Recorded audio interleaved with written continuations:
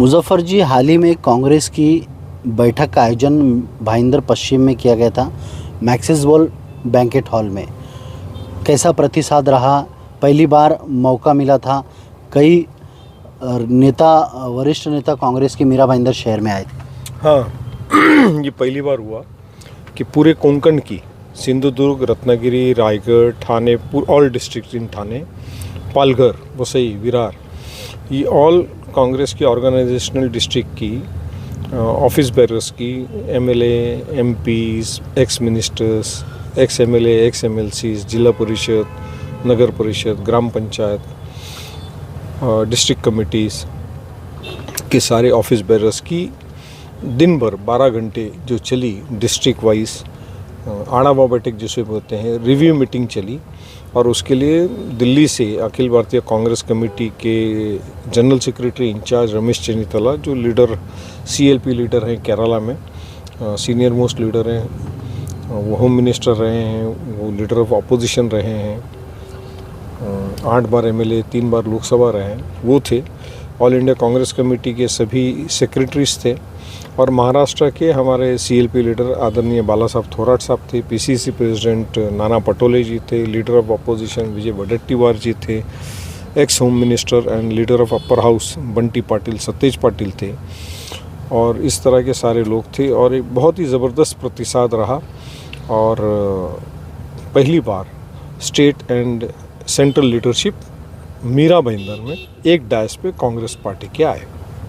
ग्रामीण क्षेत्र से भी काफ़ी लोग आए थे, एक अलग उत्साह देखने को मिला, कार्यकर्ता जोश में थे, जैसे मीटिंग के दौरान हमने खुद देखा है।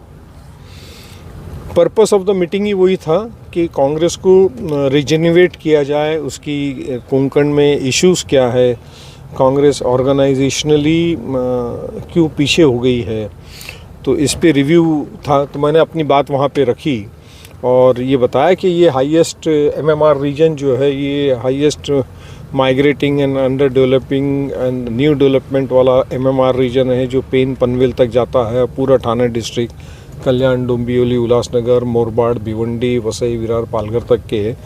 ये न्यू बॉम्बे तो एक अपनी जगह पे है, लेकिन ये अपने आप में एक नया एमएमआर रीजन बन गया है, जहाँ पे आज की तारीख में तकरीबन 1.25 करोड़ वोटर हैं और अप्रॉक्सीमेटली 2 करोड़ पॉपुलेशन हो गया। मतलब इट हैज़ क्रॉस्ड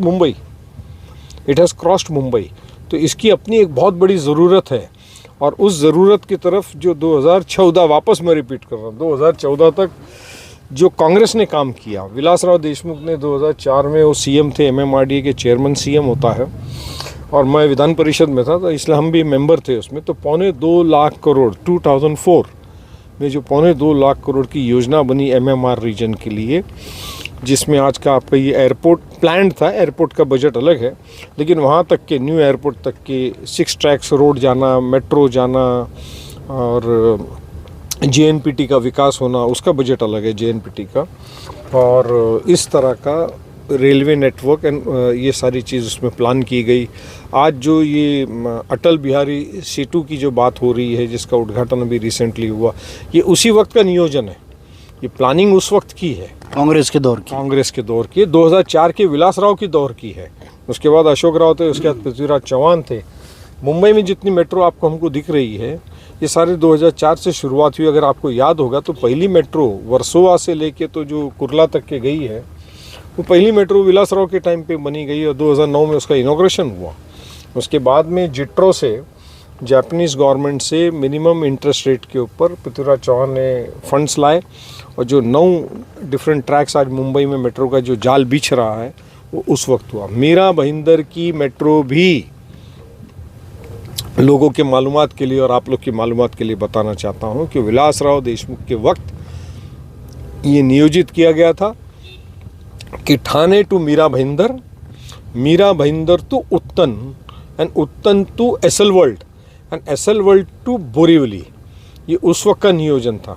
मगर इस सरकार ने 2014 से लेके 2024 10 साल में उसका काम मुकम्मल नहीं किया, पूरा नहीं किया, बल्कि कभी वो भाईंदर तक के उसको ला करके छोड़ देते हैं, तो भाईंदर से कभी मोरवा मुर्दा तक के लेके चले जाते हैं, वहाँ से कभी डोंगरी तक लेके चले जाते हैं। ये भी प्रस्ताव हमने एमएमआर रीजन में मेट्रो कॉरपोरेशन को दिया है, सीएम को दिया है कि आप इस मेट्रो को दहीसर चेक नाके से भाईंदर वेस्ट और भाईंदर वेस्ट से उत्तन, उत्तन से एसएल वर्ल्ड और एसएल वर्ल्ड से बोरीवली कनेक्ट कीजिए। क्योंकि जो भाईंदर वेस्ट का जो अभी डेवलपमेंट हो रहा है वहाँ पे अगले 10 साल में तकरीबन 8 से 10 लाख की पॉपुलेशन होगी। तो वो सारे लोगों को निकल करके आपके काशीमीरा भाईंदर रोड पे आना पड़ेगा, टोल नाके पे आना पड़ेगा। वो पूरा लोड आपके इसी इंफ्रास्ट्रक्चर पे आएगा। तो हमारा सजेशन हमने ये दिया है कि आप उसको गोराई से बोरीवली कनेक्ट कीजिए, तो एक रिंग बनेगी। तो भाईंदर वेस्ट, गोराई, उत्तन इस तरफ के आने वाले जो लोग हैं जो मुंबई से मेट्रो से ट्रैवल करेंगे, रोड से करेंगे, तो जो कोस्टल रोड वहाँ पर आने वाला है तो वो उसी एरिया से चले जाएंगे, बोरीवली से आपके वेस्ट साइड से। तो उनको दहीसर टोल नाके के पास आने की ज़रूरत नहीं पड़ेगी और उसका इंफ्रास्ट्रक्चर पे लोड कम पड़ेगा। बट अनफॉर्चुनेट है कि ये सरकार उस बात पे ध्यान नहीं दे रही है और इस शहर को बिल्कुल अपने राम भरोसे छोड़ रखी है। मुजफ्फर हुसैन जी, कुछ धार्मिक बातें किया जाए, आप सेकुलर नेता के रूप में देखा जाते हैं, महाराष्ट्र में हो या फिर मीरा भाईंदर में या मुंबई में। आपने कई धर्मस्थल को भी मदद किया, किस किस धर्मस्थल को आपने मदद किया, क्या कहेंगे, थोड़ी जानकारी दीजिए। लोगों को लगता है कि मुजफ्फर हुसैन जी मुस्लिम नेता है, लेकिन कई धर्मों के अंदर उनका काफ़ी कंट्रीब्यूशन होता है, क्या कहेंगे? हिंदुस्तान एक महान देश है और इसकी महानता इसकी विविधता में है। Different cultures, different religion, different sects, different language, different states, उसके बावजूद इस देश की कॉन्स्टिट्यूशन ने उसे एक मुट्ठी में बांध कर रखा है। ये उसकी खूबसूरती है। कोई भी मनुष्य किसी भी जाति धर्म में या किसी परिवार में जन्म लेने से पहले भगवान, ईश्वर, खुदा, अल्लाह के पास अर्जी नहीं देता है। वो ईश्वर की इच्छा होती है कि उसका जन्म किस देश में, किस राज्य में, किस घर में, किस परिवार में, किस मज़हब में, किस जगह पर होना चाहिए। ना इंसान के हाथ में जन्म है, ना इंसान के हाथ में मृत्यु है। ईश्वर ने इंसान को बनाया, उसके शरीर में रंग लाल रखा, उसने उसमें डिफरेंशिएट नहीं किया। तो पूरी दुनिया में जो भी मनुष्य है, उस मनुष्य को मार्ग दिखाने के लिए चाहे विष्णु ने 10 अवतार लेकर आए होंगे, चाहे यीशु क्रिस्त आए होंगे, चाहे प्रोफेट मोहम्मद सल्लल्लाहु अलैहि वसल्लम आए होंगे, या इब्राहिम अलैहिस्सलाम आए होंगे, या मोज़स आए होंगे, या भगवान शिव आए होंगे, या राम आए होंगे, या भगवान श्री कृष्ण आए होंगे, ये सब ने आकर के मनुष्य जाति को जीवन जीने का तरीका बताया। भगवत गीता क्या है?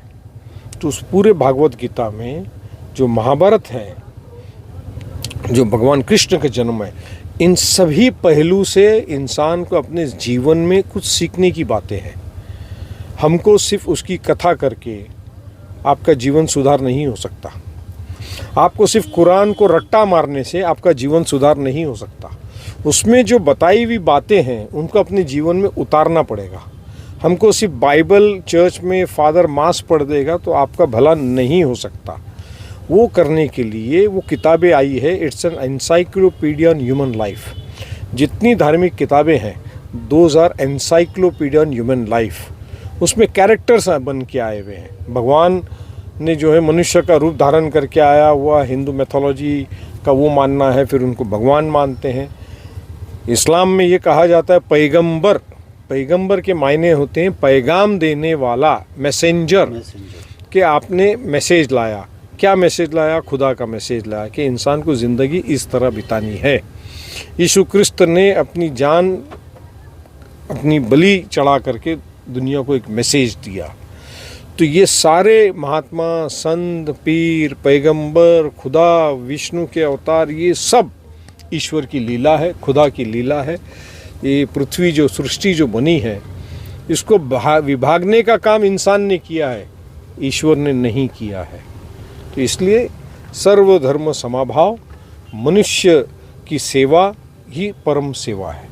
इस पर मैं पूरा विश्वास रखता हूँ और इसीलिए आप जितनी लोगों की इज्जत करोगे, दूसरों की मज़हब की इज्जत करोगे, तो लोग आपकी इज्जत करेंगे। बहुत ही साफ सुथरी और सिंपल बात है। फिर से चर्चा बरकरार रखते हैं, फिर एक मंडल में भेंट देने के लिए मुजफ्फर हुसैन जी आए हैं जैसल पार्क परिसर में। ये उपाधि